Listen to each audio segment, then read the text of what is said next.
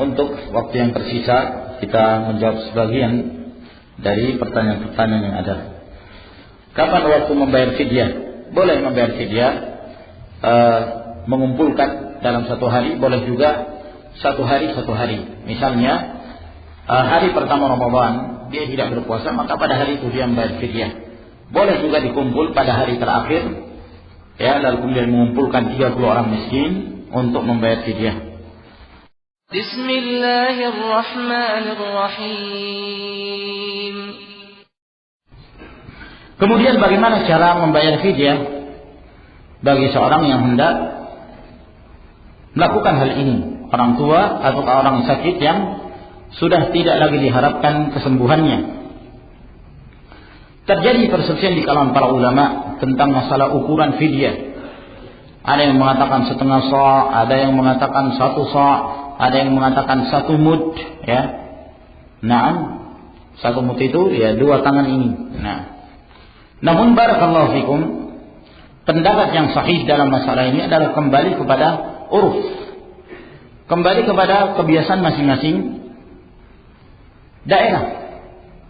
Apa yang menjadi kebiasaan mereka yang disebut dengan ta'am, dengan makanan, ya, berbeda-beda antara suatu keadaan dengan keadaan yang ada di daerah yang lainnya.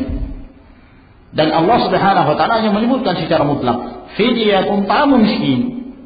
Membayar fidyah yaitu memberi makan kepada orang miskin. Maka yang mana saja yang disebut ta'am, memberi makan kepada orang miskin, yaitu sesuatu yang ketika dia makan dia kenyang. Nah, maka itu sudah cukup. Apakah sedikit atau banyak? Sedikit atau banyak? Dengan syarat bahwa itu adalah ta'am, makanan yang biasanya menjadi makanan pokok mereka. Nah, kalau mungkin daerah kita antum kasih kurma, mereka mengatakan ini bukan makanan, ini bukan makanan pokok kami, tidak mengenyangkan. Nah, berbeda kalau kemudian yang diberikan itu kepada mereka yang ada di daerah yang makanan pokok mereka diantaranya adalah kurma. Nah, jangan pula ada yang menyangka bahwa yang dimaksud ta'am adalah sesuatu yang bisa dimakan. Kan itu, ya, dikasih snack, ya, snack biasa, nih 1 kali makan. Ya, tidak benar, bukan itu yang dimaksud. Namun ta'am yang dimaksud adalah sesuatu dari makanan yang biasa menjadi makanan yang ada di daerah tersebut yang mengenyangkan mereka. 1 kali untuk 1 orang miskin. Ya, kalau misalnya seorang tidak berpuasa selama 30 hari, jangan 30 porsi makan diberikan pada 1 orang. Ya, diberikan kepada 1 orang. Namun masing-masing 1 orang miskin untuk 1 fidyah. 1 orang miskin untuk 1 fidyah. Dan para ulama menyebutkan 2 keadaan apabila kita hendak memberikan makan kepada mereka. Yang pertama adalah makanan jadi, ya, makanan jadi. Nah, misalnya kita buat makanan, nah, bikin apa misalnya, nasi kuning, ya, dikasih, jangan cuma nasi saja, dikasih ya tentunya tambahan yang biasanya dimakan, ikan atau telur, ya, atau yang semisalnya, potongan ayam dan yang semisalnya. Suruh dia makan sampai kenyang, ya. Kalau dia sudah merasa cukup, berarti 1 orang dapat. Nah, kalau 30 hari dia tidak berpuasa, boleh dalam 1 kali kita mengundang 30 orang, ya, datang seluruhnya makan di rumah. 30 orang ini mereka setelah makan kenyang sudah cukup, maka selesai. Berarti kita telah memberi makan pada 30 orang miskin. Tapi kan ada anak kecil, ya tidak peduli. Kalau dia termasuk orang miskin, ya nggak apa-apa. Nah, tapi kan ini makannya sedikit, ya terserah. Nah, ada yang sedikit, ada yang banyak. Nah, kalau sedikit, ya antum yang untung, ya. Kalau banyak, ya tanggung resiko karena itu adalah fidyah.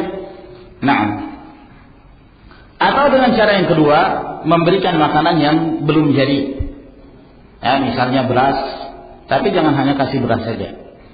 Beras biasanya ada temannya apalagi ikhwan, misalnya ikan kaleng misalnya. Nah, yang biasanya itu adalah makanan kebiasaan manusia yang ada di daerah tersebut, maka itu sudah cukup insyaallah taala. Ini disebutkan oleh Syekh Muhammad bin Saleh Al-Utsaimin rahimahullahu taala. Dan juga Ibnu Hazm rahimahullahu taala menyebutkan dalam kitabnya Al-Muhalla pada jilid 6 halaman 201 sampai 202, ya, bahwa dikembalikan kepada kebiasaan. Apa saja yang dinamakan ta'am yang ada di daerah tersebut, maka itu sudah mencukupi. Dan juga termasuk di antara permasalahan fidyah ini, para ulama menyebutkan bahwa tidak diperbolehkan untuk mempercepat pembayaran fidyah sebelum datangnya Ramadan.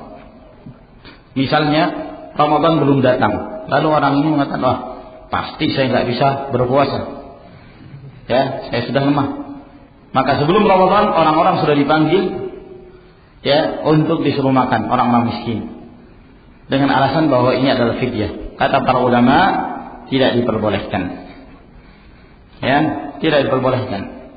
Karena belum ada, ya, untuk dijadikan sebagai pengganti dari fidyah tersebut, pengganti dari puasa, yaitu berupa fidyah. Nah, ini disebutkan oleh Imam An-Nawawi rahimahullah taala dalam kitabnya Al-Majmu' jilid 6 halaman 171.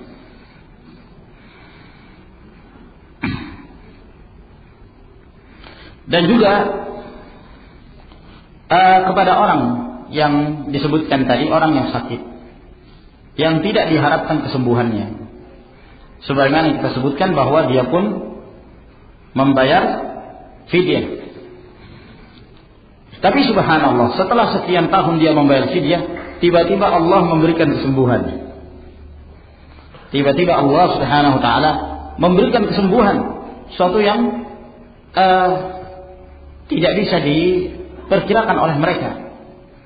Nah, setelah 5 tahun baru sembuh misalnya, apakah dia mengqadha kembali yang 5 tahun itu, atau sudah cukup? Ya, atau sudah cukup dari apa yang pernah dia lakukan dari membayar fidyah, dibangun di atas persangkaannya bahwa dia tidak akan sembuh lagi. Ini juga ada khilaf di kalangan para ulama, ada 2 pendapat dalam hal ini. Ada sebagian pendapat yang mengatakan ketika dia mampu maka dia harus mengganti. Namun yang sahih dalam masalah ini bahwa tidak ada kewajiban atas dia untuk menggantinya. Dibangun di atas persangkaan yang dahulu, ya, bahwa dia tidak mampu. Dan para thiqat, orang-orang yang terpercaya telah menghukumi penyakitnya ini tidak mungkin sembuh, ya, berdasarkan perkiraan manusia. Sehingga suatu saat setelah bertahun-tahun lamanya Allah subhanahu wa ta'ala memberikan kesembuhan sehingga dia mampu lagi berpuasa, maka apa yang telah lalu dia tidak perlu mengqadha, karena dia telah menggantinya dengan membayar fidyah.